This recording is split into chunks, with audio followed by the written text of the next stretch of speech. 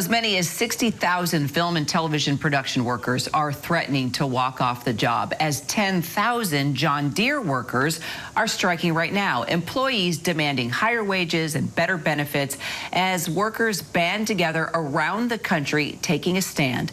Our senior national correspondent Terry Moran is there at the picket line.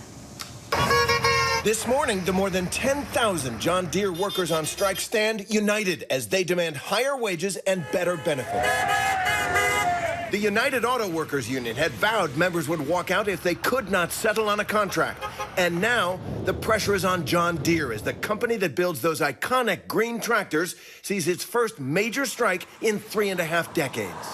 Sounds like it's about sticking together in some ways. It's about sticking together now and for the people that come after us. Workers rejected a proposal of just over $30 an hour for a top production worker, rising to $31.84 after 5 years, bargaining for wages they say they deserve. They want to keep all the money in their pocket for their shareholders. The CEO continues to get massive raises. And it doesn't add up when it comes to what they offer to us. The workers' demands come as John Deere expects record profits of $5.9 billion this year. We are seeing workers standing up and exercising their power collectively to fight back against corporations who aren't sharing that wealth that workers have helped create. And unless concessions are made in Hollywood, there could be more economic fallout. The union representing 60,000 film and TV workers, from costume designers to audio technicians, warn its members are prepared to strike on Monday. And our Terry Moran actually joining us live for more now on this growing movement. We'll get to Hollywood in just a second, Terry, but the action is going full force behind you. I saw you hours ago early, and they were there through the night. That's right, Kira. They've been here all night. They've set up strike schedules going forward. And right now, there's no sign of negotiations resuming in this strike here at John Deere. 10,000 workers at facilities across 3 states here.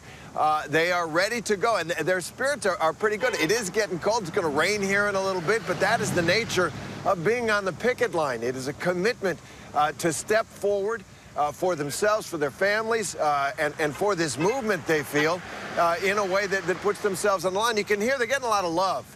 You know, all day, into the night, people coming by, just honking, giving support. That means a lot to them. They've got a barrel with a fire to keep themselves a little bit warm on a chilly morning here in East Moline. But this is what it's about. This is what it's about here and in so many parts of the country. There really is this rising spirit of activism and confrontation and solidarity in American labor right now, and you're seeing it right here. Well, I don't know how close any of them are to you. I see them behind you. Feel free to pull one in and talk to them live if you want. Meanwhile, you know, tell me what have they said to you there on the ground? I mean, you've been talking to them since yesterday when you landed there in Illinois. What's standing out to you about how they're feeling and why they're doing this?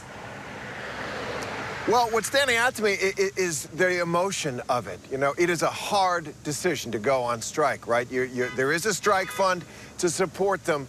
They're getting love from the community, but it's nowhere near the wages that you get in a full shift at John Deere. And so it is a tough decision, and sticking together is one of the things that makes it a little bit easier. But I do feel that this has been a long time coming, and you can hear it in what they've told us about working here, about the contract they signed a few years back and how it's time to change.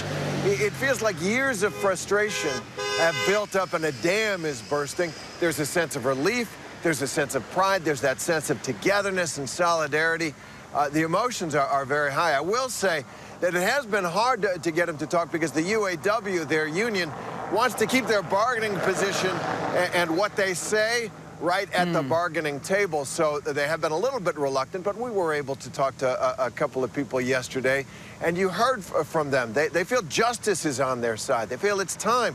They look at executives getting paid as they are. They look at the enormous profits this company is making. They're happy. They make those iconic green tractors and farm equipment.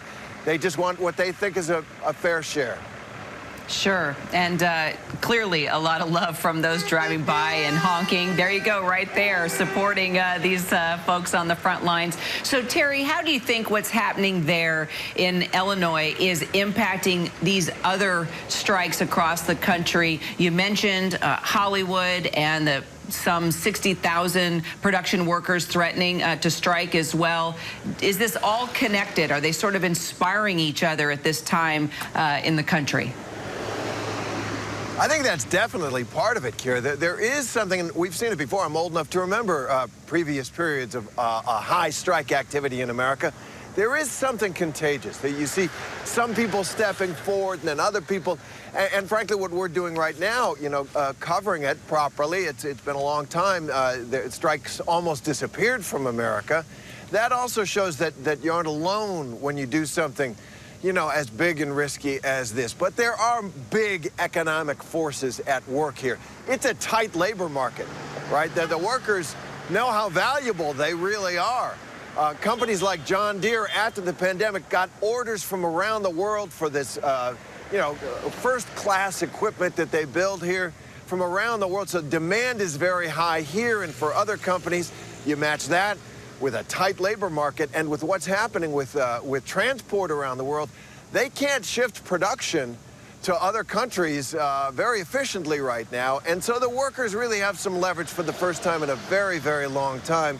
And they also feel, I think, in this moment, there's something, I think, remember the Bernie Sanders campaign and the Donald Trump campaign? Both of them had that populist energy that felt, it's time to kind of rebalance the country a little bit, that some people had gotten a little too much of the pie. And I think there's that feeling as well. So it's a number of factors that contribute to what is really the highest strike activity in this country since the mid-1980s. It is a new era in American labor for sure. And we'll be on it and following it along there with you. Terry, thank you so much. Appreciate the conversation live this morning. Hi, everyone. George Stephanopoulos here. Thanks for checking out the ABC News YouTube channel. If you'd like to get more videos, show highlights, and watch live event coverage, click on the right over here to subscribe to our channel. And don't forget to download the ABC News app for breaking news alerts. Thanks for watching.